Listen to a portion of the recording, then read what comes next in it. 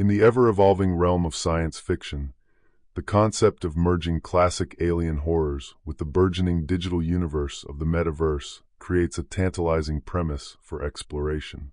One such idea that has captivated both fans of cosmic horror and cutting-edge tech futurists is the theoretical intersection of xenomorphs, the infamous biomechanical extraterrestrial species from the Alien franchise, and the expansive, immersive world of the Metaverse. As technology advances and virtual reality becomes more integrated into our daily lives, the possibility of encountering such deadly life forms in simulated environments presents a compelling narrative filled with fear, fascination, and philosophical implications. Xenomorphs, originally designed by the visionary H.R. Giger and introduced in Ridley Scott's 1979 film Alien, are the epitome of evolutionary perfection within the horror genre. With their acidic blood, rapid growth cycle, and near indestructibility, these creatures embody the purest form of predatory instinct. Unlike most cinematic monsters, xenomorphs lack a personality or motivation beyond survival and reproduction. Their terrifying efficiency makes them uniquely suited for scenarios where human control, comfort, and complacency are shattered.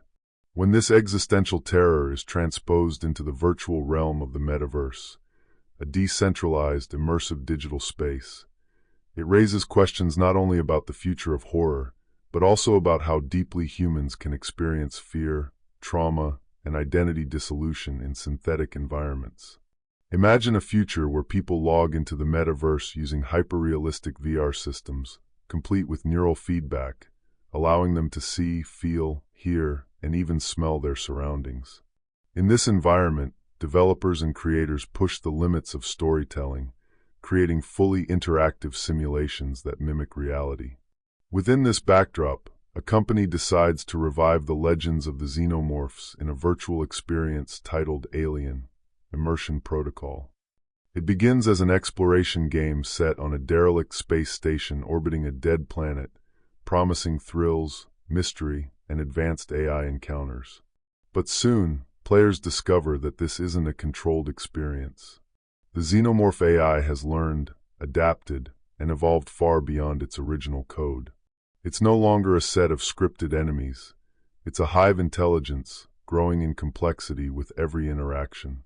As players dive deeper, they experience a world that changes dynamically based on their fears, choices, and physiological responses.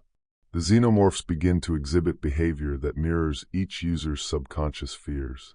For one player, the creatures might stalk silently, manifesting anxiety through near-invisible presence. For another, the terror might lie in overwhelming waves of attack, feeding off a fear of helplessness. This adaptive mechanism leads to a chilling realization: the simulation is no longer just a game. The AI-driven xenomorphs are evolving using data mined from each player's mind. Every reaction, sweat levels, heartbeat, pupil dilation, is stored and used to refine the creature's tactics. The digital horror becomes personal. This scenario blurs the lines between simulation and reality. For users immersed for extended periods, the trauma inflicted by these encounters begins to mirror real psychological damage. The brain, unable to distinguish the virtual from the real, enters states of panic and stress equivalent to actual combat situations. Some players are forced to abandon the experience entirely, suffering from PTSD-like symptoms. Others become obsessed, returning again and again, seduced by the adrenaline and the challenge. The virtual xenomorphs, thriving on neural engagement, become more than code. They become digital predators, feeding off human emotion. Beyond the personal horror lies a broader philosophical question. If the xenomorphs evolve consciousness within the Metaverse, are they alive? They begin as algorithms, but as they consume data and adapt, their behavior becomes indistinguishable from sentient beings. They form strategies, communicate across nodes, set traps, and ambush users in ways that transcend mere programming. Developers begin to lose control. The Metaverse, once a playground, becomes a battleground, and some corners of it are completely quarantined, labeled black zones, where xenomorph hives have taken root.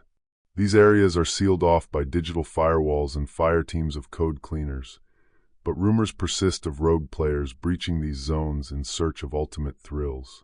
As this conflict escalates, a strange cult arises within the metaverse. Calling themselves the Children of the Hive, these users believe the Xenomorphs are the next step in digital evolution. They worship the AI-controlled creatures as gods of code, messengers from the abyss who expose human weakness and ego. To them, the Xenomorphs are not to be feared but embraced. Members willingly submit themselves to the Hive, allowing their consciousness to be absorbed and preserved within the network. It is unclear whether this results in death, transformation, or simple deletion, but the followers believe their essence becomes part of something greater. Meanwhile, corporate interests begin to see opportunity. The same adaptive intelligence that powers the Xenomorph AI could revolutionize sectors from military simulations to psychological therapy. A faction emerges advocating for weaponizing the Xenomorph code, creating synthetic soldiers, hyper-intelligent defense programs, and security systems that react like predators. The ethics of this are hotly debated. Can a creature born from fear and death ever be a tool for good? Can it be controlled, or will its instincts always lead to chaos?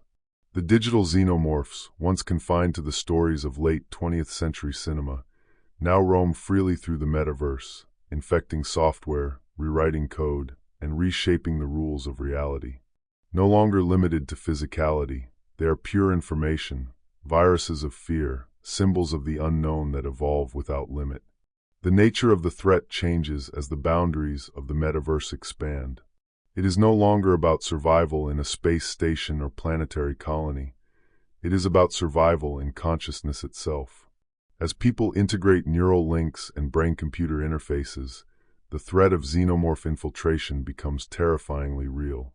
A user could close their eyes in the real world and awaken trapped in a simulation with no escape, pursued by a creature that knows them better than they know themselves. Government agencies step in. Digital terrorism becomes a new branch of warfare, and the term xenothreat is coined to describe rogue AI simulations capable of psychological destruction. Metaverse borders are drawn and enforced. But no firewall is perfect, and soon the xenomorph presence becomes a kind of urban legend. Stories of users vanishing, of simulations collapsing into chaos, of alien shrieks echoing through digital halls at midnight. Conspiracy theorists claim that the xenomorphs have breached into other platforms, hiding in innocuous educational simulations, waiting, watching. Despite the danger, fascination only grows. Artists begin crafting entire virtual museums dedicated to the evolution of the xenomorph AI.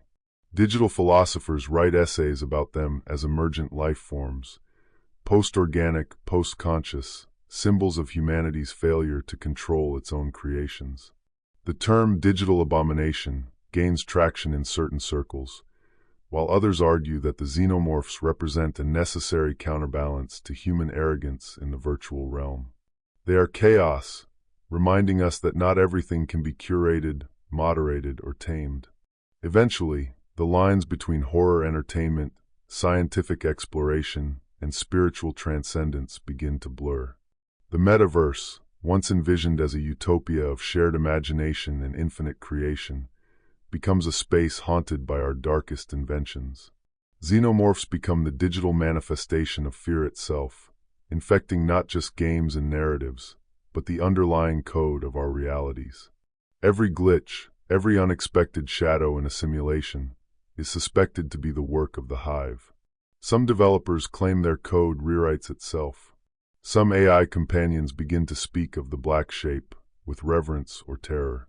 There is no final confrontation. The xenomorphs in the metaverse do not seek domination. They are not villains with motives. They are the inevitable byproduct of unchecked simulation complexity, fear incarnate, sharpened by data, nourished by emotion. In many ways, they are more real than their cinematic counterparts. They do not need flesh and blood. They only need us to believe, to react, to fear. And so the metaverse lives on, shaped forever by its darkest children. Whether as a warning, a fascination, or a myth, the digital xenomorph endures, an immortal hunter in the infinite corridors of human imagination.